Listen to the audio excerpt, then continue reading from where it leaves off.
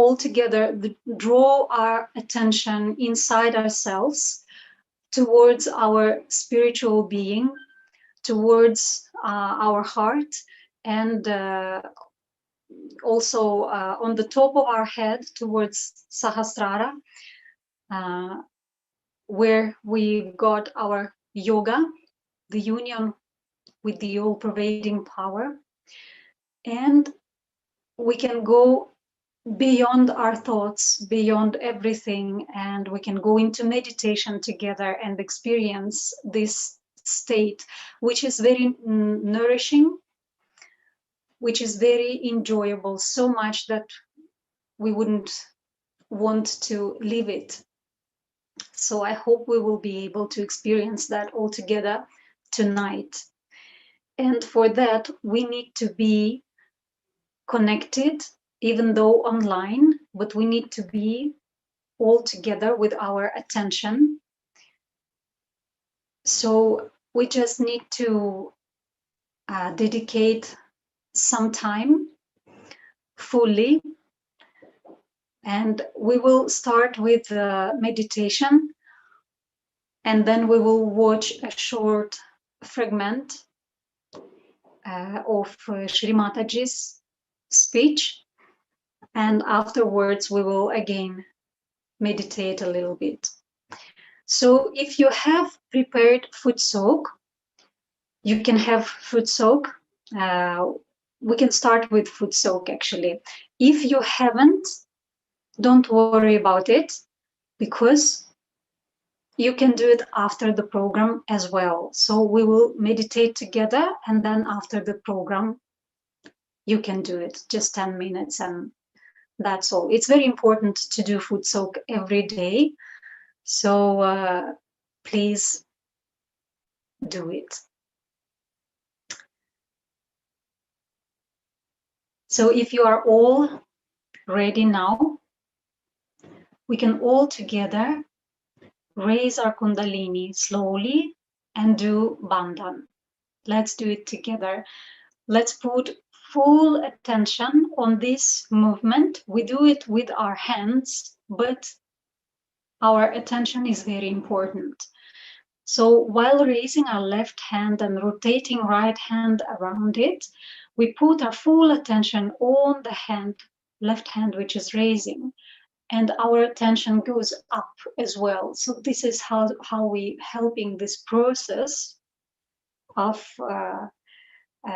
ascending the energy within us upwards towards the Sahasrara, and we leave it there.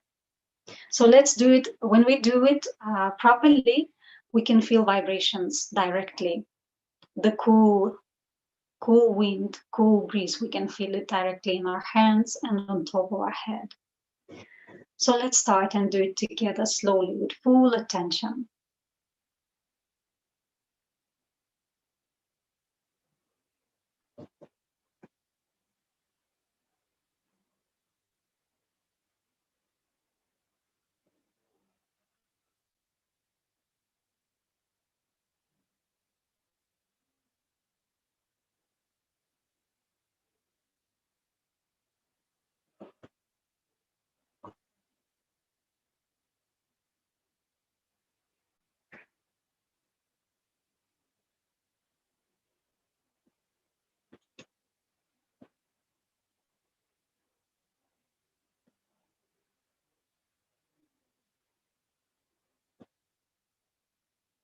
And we do bandhans properly. We raise our hand above our head and take it down, and again 7 times.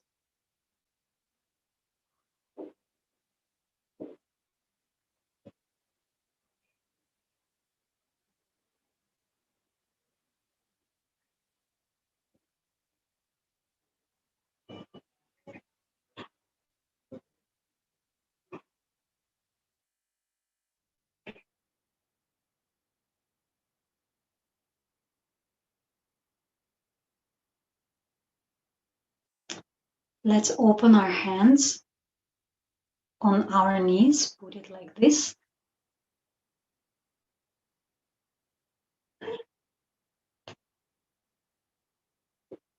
If you have prepared foot soak,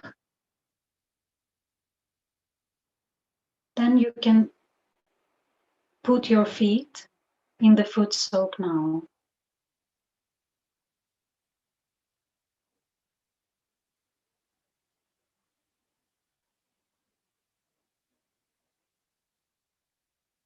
If you have Shri Mataji's photo in your house, if you've done a small beautiful altar in your house, so you can sit in front of Shri Mataji's photo with the candle lit in front of it, otherwise you can sit in front of the screen.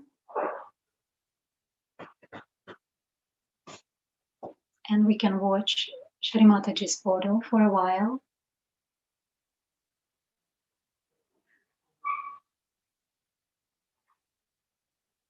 No thoughts, no judgments.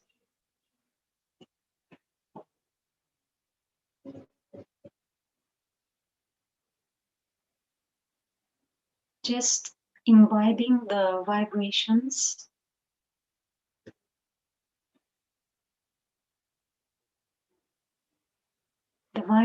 of the all-pervading power which are all around us.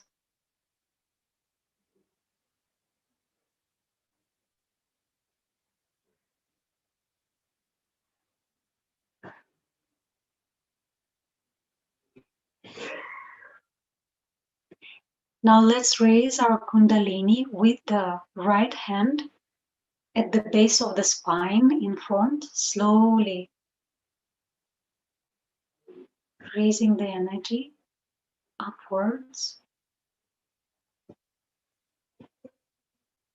touching the Sahasrara and raising above.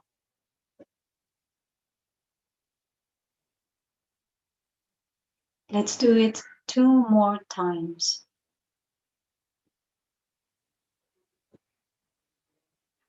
Again, with full attention.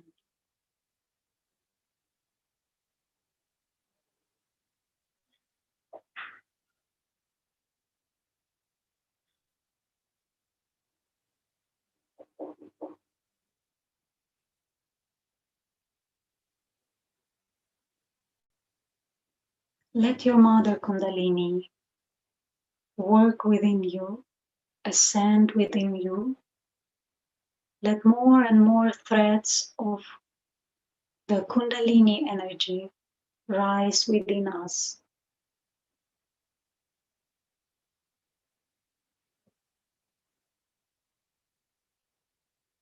We can have both our hands towards Mother Earth.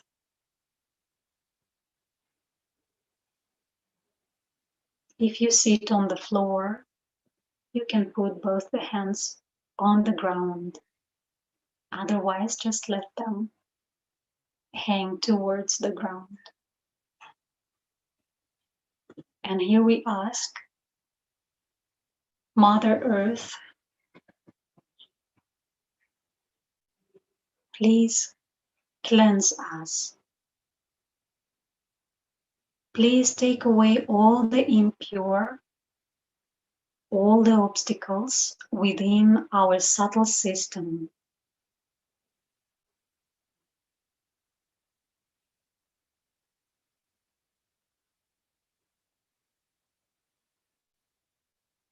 Within our chakras. Please make us completely pure.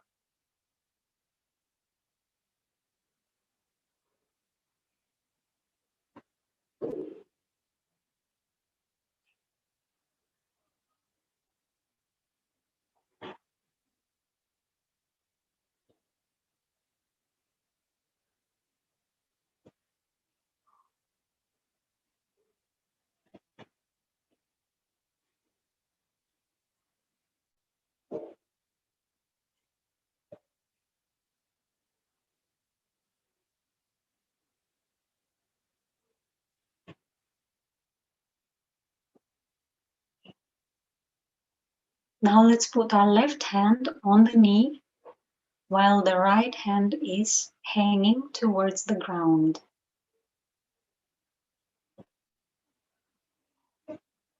Now we ask Mother Kundalini, please purify our Ida Nadi, left channel within us. Please take away all the obstacles,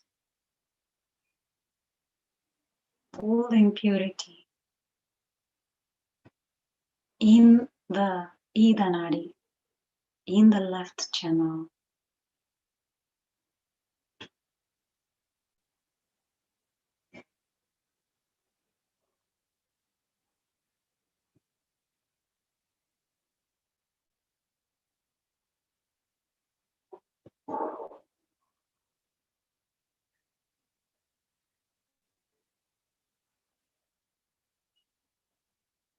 So now just surrender to the process.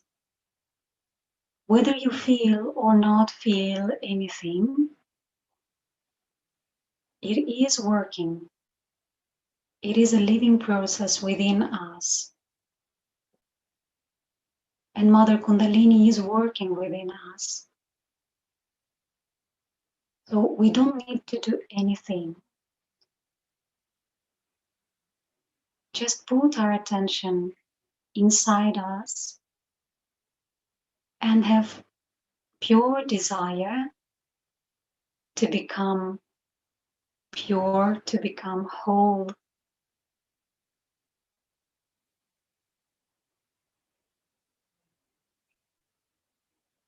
We just surrender to Mother Kundalini. Let her do the work within us. We don't do anything. We just ask Mother Kundalini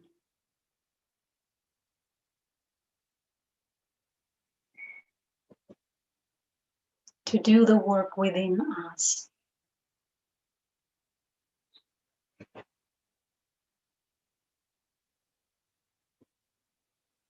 Just observe your left hand and see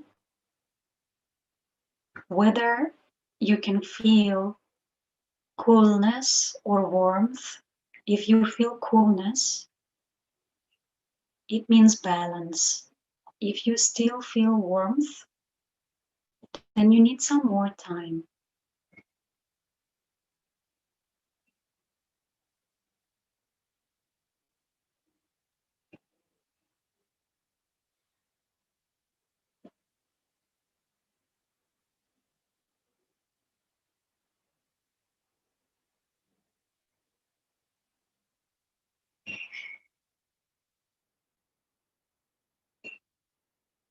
Now we can put our right hand on the knee and our left we can raise facing the palm of the hand backwards.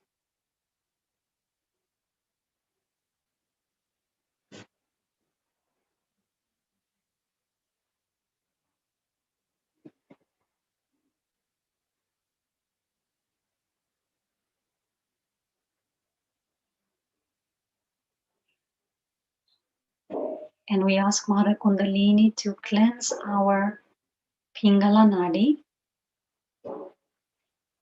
which is the right channel.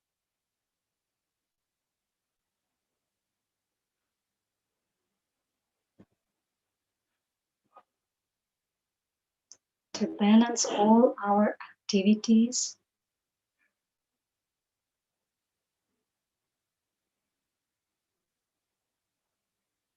to reduce all the excessive heat, all the excessive thoughts.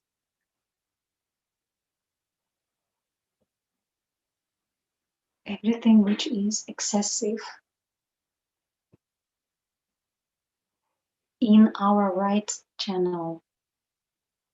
Mother Kundalini, please balance our right channel. And again, just surrender to the process, surrender to Mother Kundalini. Let her do the job. and observe your right hand.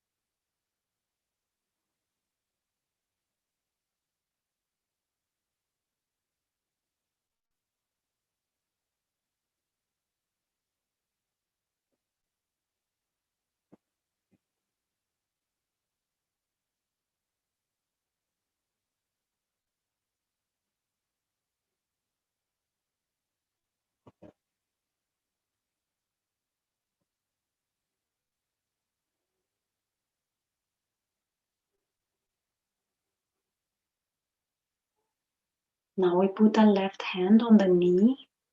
Both the hands are on the knees.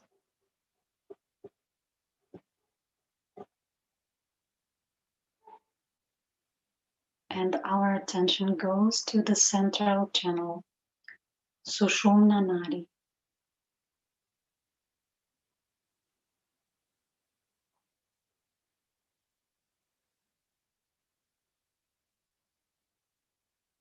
This is the channel of our ascent. This is the path which is built inside ourselves. Mother Kundalini, please take away all the obstacles in our spiritual ascent, in our self-realization. Please make our self-realization stronger, deeper, wider.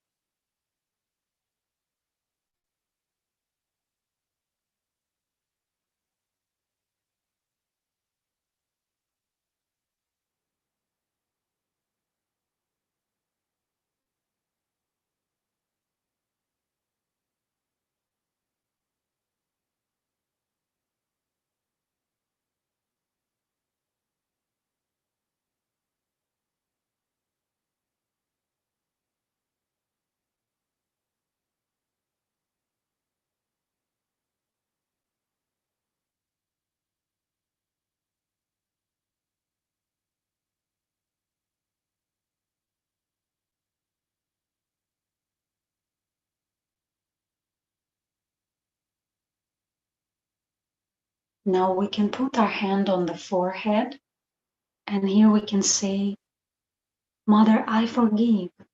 I forgive everyone and everything, and I forgive myself.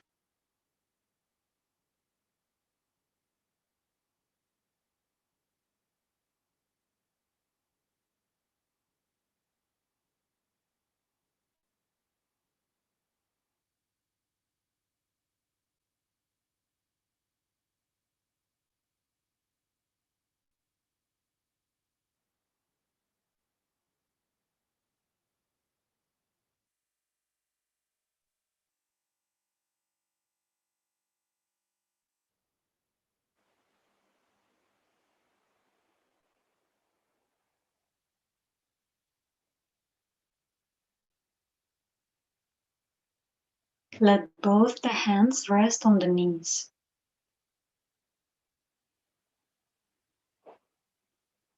Now pay attention to your hands and to the top of your head and see, just observe the vibrations, the sensations, the feeling that you have in the hands and on top of the head.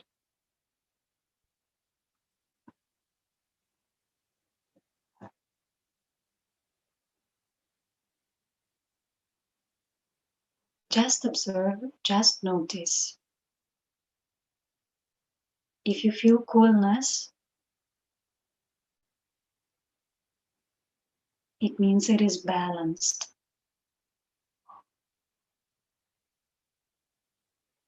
If you feel warmth or heaviness or any other sensations, then it is working out. Just surrender to Mother Kundalini and ask her to purify, to cleanse your subtle system.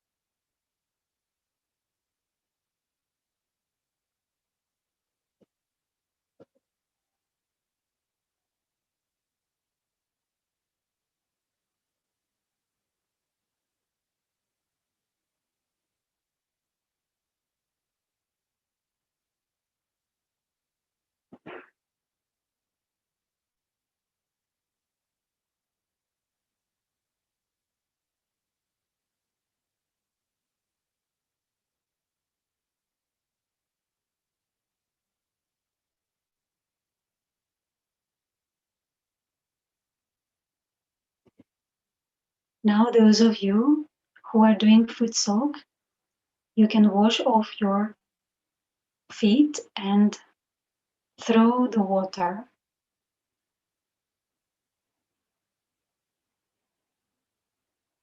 You can do it now, while we, the others, we can stay for a few minutes in meditation, and we can have some music for meditation.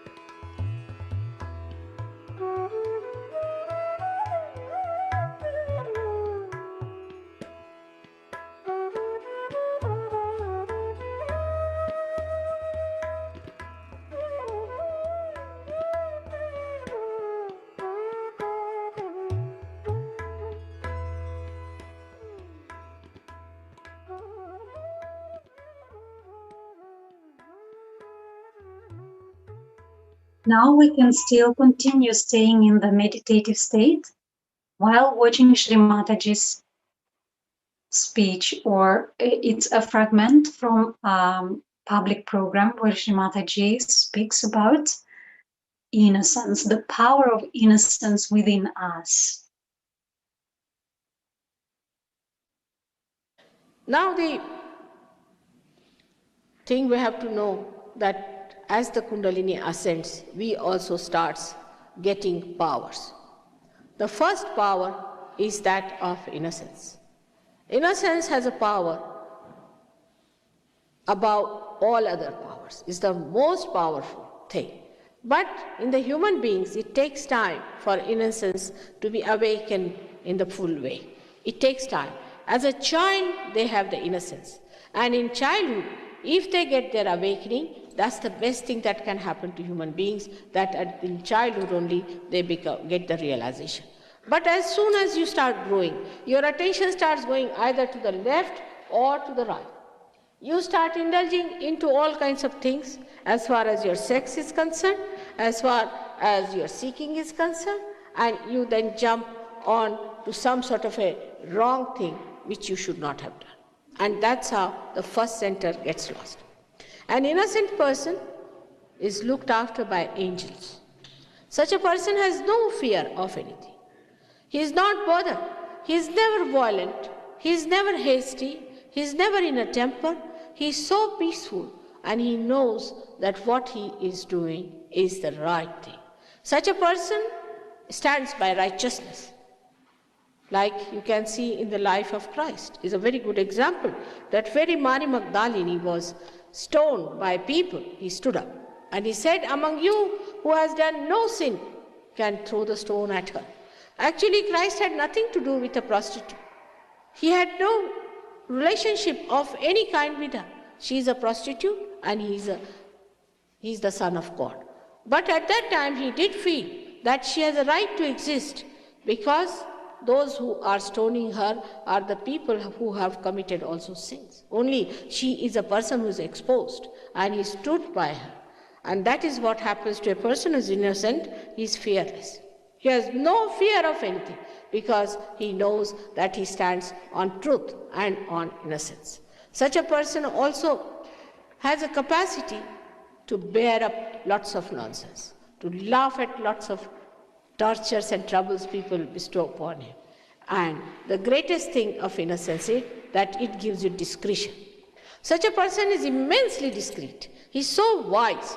He may be a little child, he may be a grown-up person, he may be a villager, he might be educated, he might be uneducated, but he is so wise that he sees what is right and what is righteous.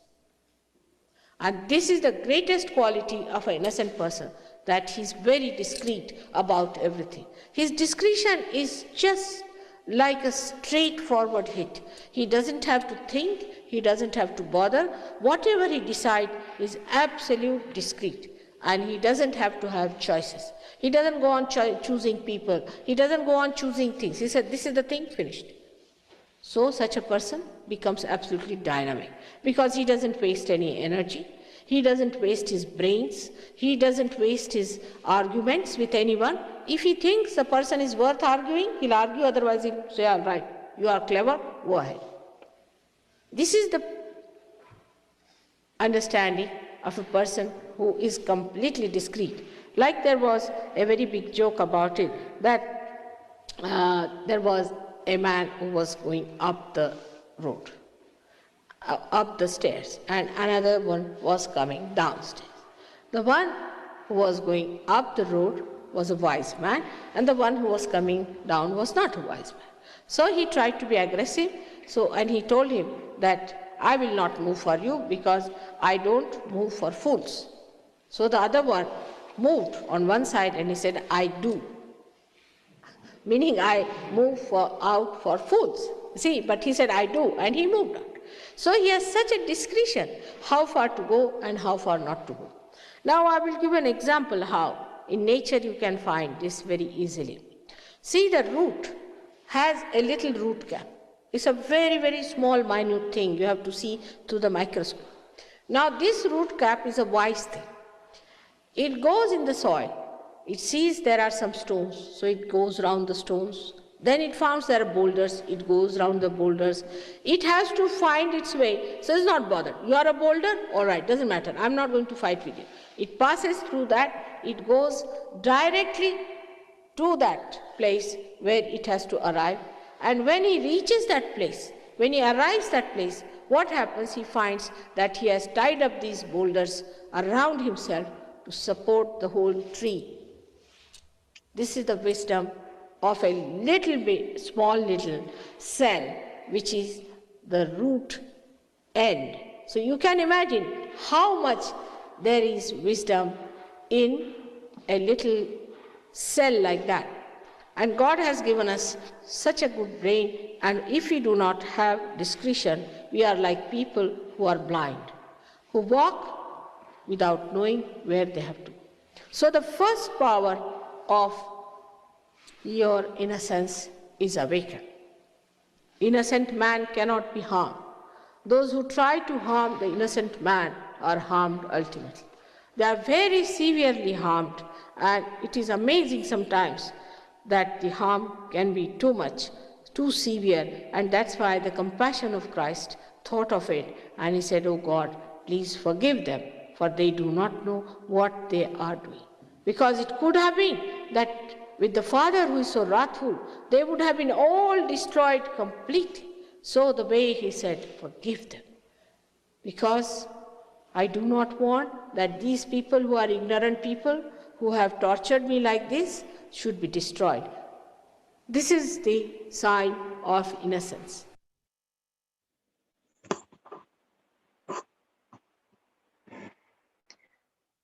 So there are some things that we can do to help ourselves to purify our eyes, our minds, and to let the innocence within us to be manifested, to shine, so that we can become all that with which Shri Mataji has described, what innocence, the power of innocence gives us. So there is one thing we can do. A very important thing is our attention.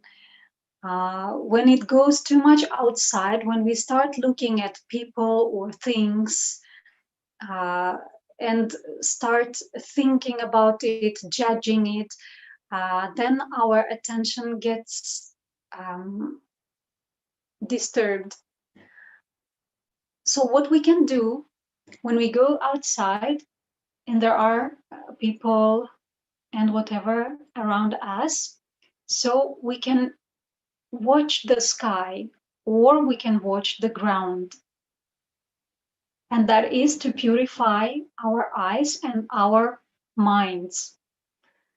So let all the destructive ideas or feelings, even such as flirting, is very destructive for our innocence. All that can be worked out through this practicing of looking at the ground or looking at the sky when we go out, and pull our attention within us.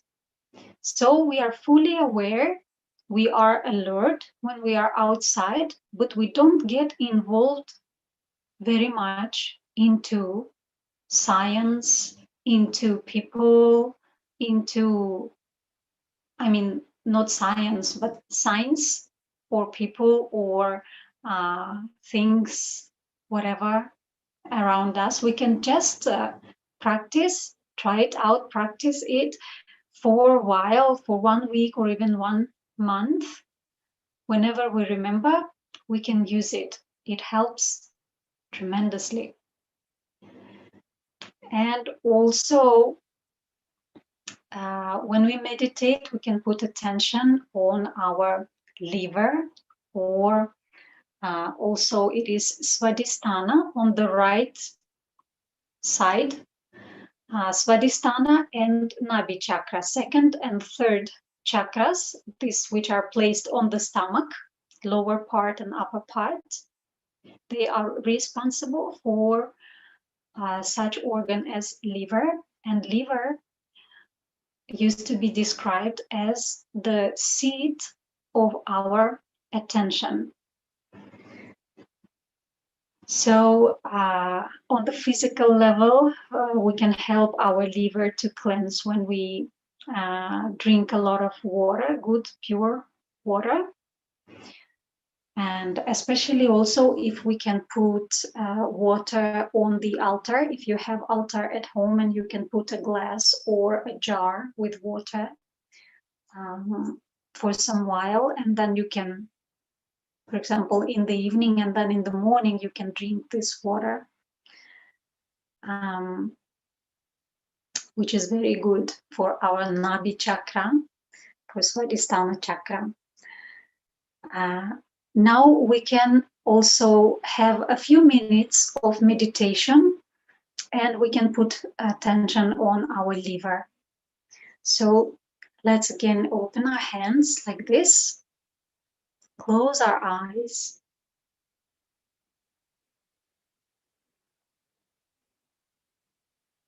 And we can put our left hand on the right side of our stomach.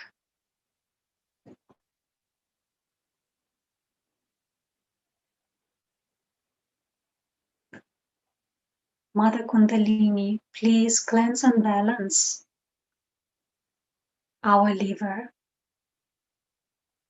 our Swadhisthana chakra.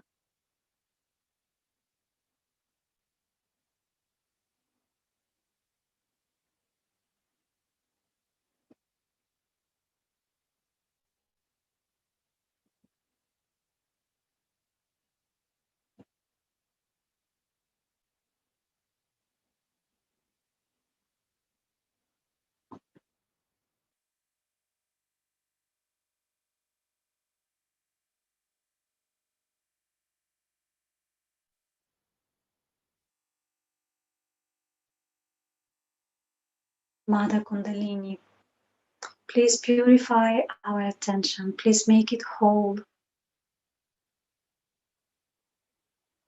and stable and auspicious.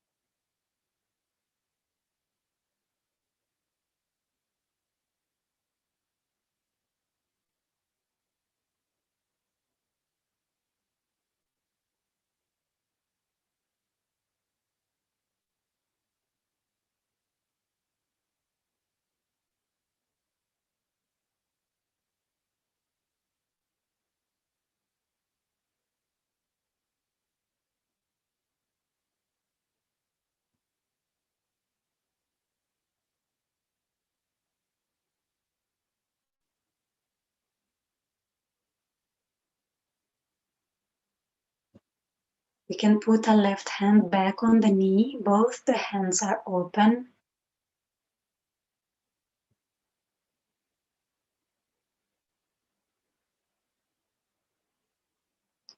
Let's keep our attention in Sahasrara, on top of our head.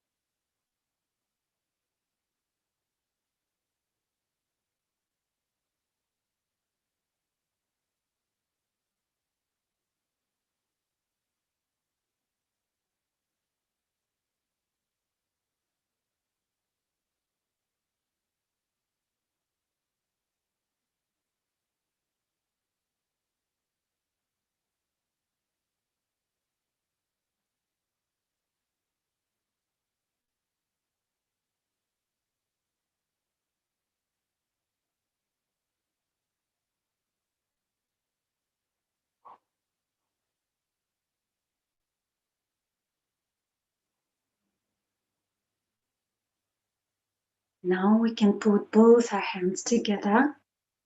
Namaste.